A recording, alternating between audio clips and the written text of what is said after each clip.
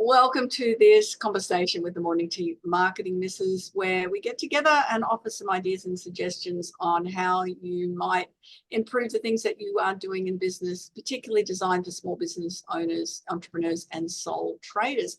This month, we are talking about self-care, and we have the usual authorities in the room, and Rel Gaddy, who is accessibility auditor.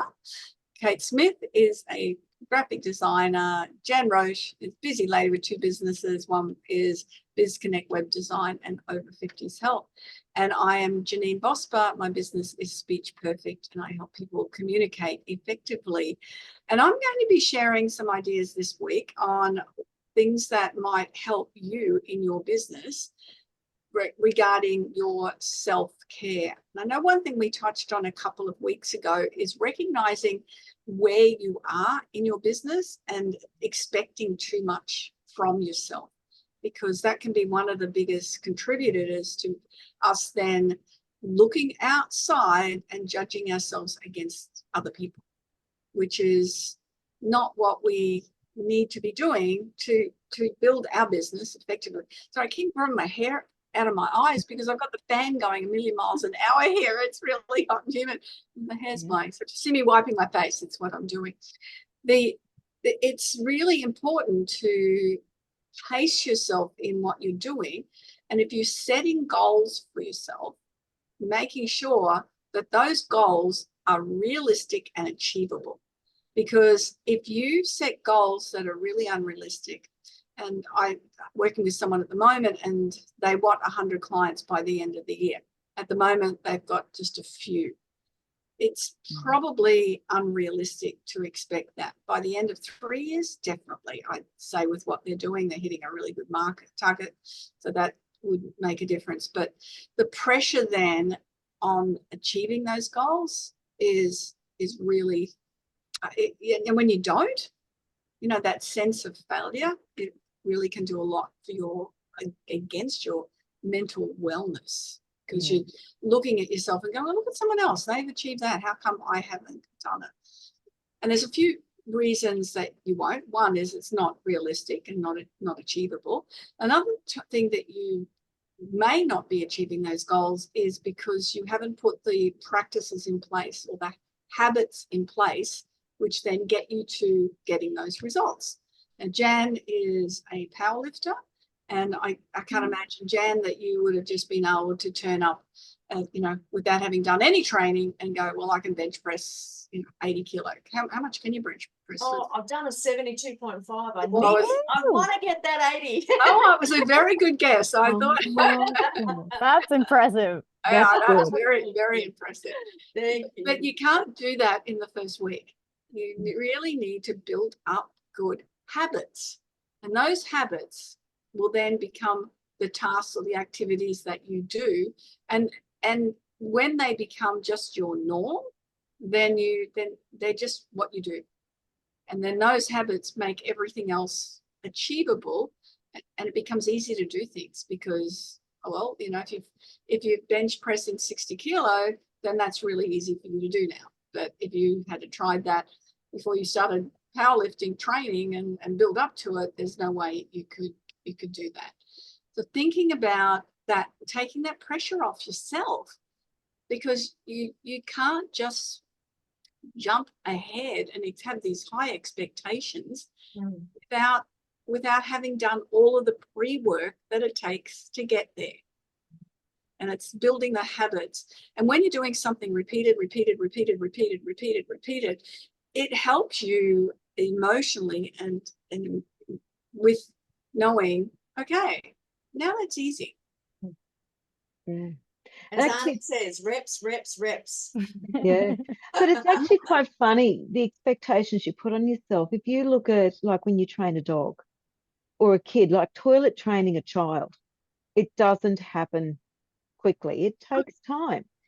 And, you don't put expectations on that child. I was lucky, one of my kids got up and said, I'm not using a nappy. I said, don't make a mess. But he was the youngest. So he'd already had the examples in front of him. But generally, like anything that's worthwhile does take a lot of steps to get it to where you want it. And going to the child thing, Narelle, it's looking at, you know, when a child starts standing to walking, it's, I'll give that a go. And they stand up and they will fall down, and they stand up and they fall down, and they stand up and they wobble a bit, as Kate's doing, and then they fall down, and then they stand up and they take half a tentative step and they wobble and fall down. And they may fall down 50 times a day, but they get up again because it's worthwhile. They figure it's worthwhile. I can get out of this room and over to those things that I want to get if I can walk over there like those adults can. So they figure out that that's what makes it really worthwhile. And that's what we need to be doing it to as adults. And it's focused intention, isn't it? When a little one's learning how to walk. Yeah. They're so focused on it, and they just keep going at it and going at it until they actually get it to happen. Yeah. And the interesting thing is you don't often see them cry because they can't do it. You see them laugh. It's like, oh, this is a lot of fun. I fell down again. Oh, that was pretty darn good. And they giggle and laugh. You don't see sometimes they get a bit frustrated, but you don't see as much of that frustration, do you, in that process? No. So it's a really good lesson. We did that. We got there when we were 1. You know, it's something that we know how to do. We just need to learn how to recognize and take those societal pressures, and it's a judgment looking at someone else going, well, they're doing this, they're doing this, they're doing this. And maybe as society as well, because when a child is learning, everyone's encouraged them. Yay, good work. You took 2 steps. Oh, fantastic. Maybe that's what society's got to get back into as well. Get some people around you who lift you up. Yeah. That I love that, Narelle. That's such a great point about that. Is it's that, and it's not just encouragement. It's really intense, isn't it? You're amazing. You can do this. Yeah. I know that I'm doing a eating exercise thing at the moment, and I'm not sure about the processes. It's the food and the walking, and it's the accountability. This is what's getting me to do it, is being accountable. But then I'm accountable every day, and then within this group of mentors, they're all going, yay, Janeen, you've got it. And being a cleric, I really don't need that much, but it's still pretty cool when you get a good result and someone says, oh my goodness, that's awesome, well done, keep it up, you're doing all the right stuff. It's very cool. So of course you're going to do it tomorrow, and you're going to do it next day, and you're going to do it next day, and you're going to do it the next day, because you're getting that immediate feedback, as you were saying, Narelle, with a child learning to walk. That's it. I think we forget that we're tribal animals and we need that affirmation from other people. It does something to us. It's nice. So that's a good point. We don't need it, but it helps a lot. Yes, it certainly does. So that's such an important factor if you are looking at your self-care, is to stop making judgments of others and put some really good habits in place so that you can get the results you want. Just don't push it out as a goal and go, well, that's definitely what I want. And I love it when I get people contact me. I had someone contact today, and they said, they're really not confident speaking to there's doctors in this particular group or in their team, and they felt like they were losing their words and couldn't get their words across. So what's he doing? He's going to get training on it of how to do it. And that's an important factor. If there's shortfalls in what you're doing, then go and learn how to do something that you feel that you've got a weakness in. Because when you achieve it, and I think you mentioned this last week, Jan, when you achieve something, or when you're a coach, like we are helping people achieve results, it's the coaches love it as much as the people getting the results. Well, and that, I suppose, that's to celebrate. I suppose that's another important point when you're looking at self-care and mental health, is volunteering or helping others or mentoring others or training others to do things. Because when you're helping others, you're out of your head and you're seeing their results, and it really shifts it around. And there's so many studies on volunteering that when you do that, how much that gifts back to you Yeah. because you're being rewarded by the assistance that you can give people.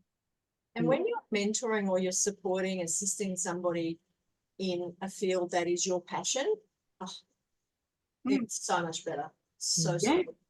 Because Yeah. you're seeing results, you're seeing the faces of people, like I was saying, just seeing the face light up of a person that they've just learned how to do something technique correctly, whatever, and realizing that how much better it is and how much easier or heavier they can lift or whatever it might be. But just seeing that on their face is like, I get so proud. And I say, like the client I had this morning, she said to me, I said to her, what previously has been your PB or your personal best with your squat? And she said, 50 kilos. I said, okay, that's good. That's good.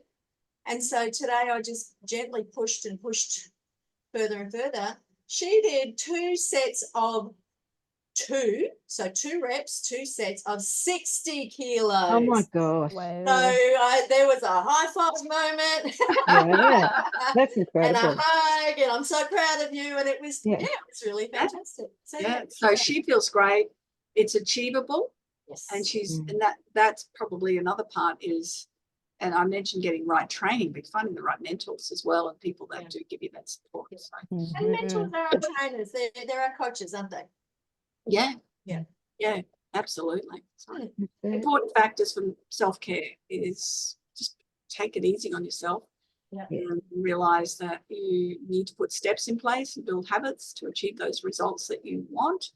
And just the steps along the way and just the habits going in place, you're going, yay, I've done something and I've made that achievable and definitely And getting. one thing you said a little earlier was about judging yourself against what others are doing. I think it's important to not judge yourself or compare yourself to others, but test and measure yourself. Mm. Is that something that you can strive for? Not in a, I'm jealous of what they're achieving because I'm not doing that. Well, have a look at it. Where are you? What is it going to take for you to better yourself? Yeah, Yeah. great point. You're against yourself then. You're up against yourself, not anybody else, because no one else on the planet can make you do or not do something. It's all up to you. And if And it's jealousy. if it's self-improvement, then it's all on you. Jealousy is a great emotion for showing you what you want, actually. When you feel that jealousy, it's easy to get caught up in the negative feeling of it, but it's actually showing you something that you want. So Becomes a look at that motivation. part of it. Yeah. That's a good point. I put up a post today and it was about, achieving your goal or something. I can't remember what the actual quote was, but in the post I wrote, I'm really competitive, but I don't have to beat anyone. Yeah. It's not to beat other people, it's to do the best I can possibly do Yeah. in Yeah. that particular thing. So that makes me competitive. Not to win. Yeah. If I win, it's a bonus, but it's not what I'm there for. It's to do well, so whatever. Yeah, I'm a bit of both. Now, I do like to win at cards particularly, but especially when it's girls versus boys. It's Yeah. no, that's great, ladies. I thank you for contributing to that. It's such an important conversation, as are all of our conversations with the Morning Tea Marketing Misses. If you have missed any, you go to Morning Tea Marketing Misses on YouTube. You'll find it. You'll see them across social media. Remember to comment, like, and share when you do. We look forward to you joining us in our next conversation. Bye-bye for now. Bye.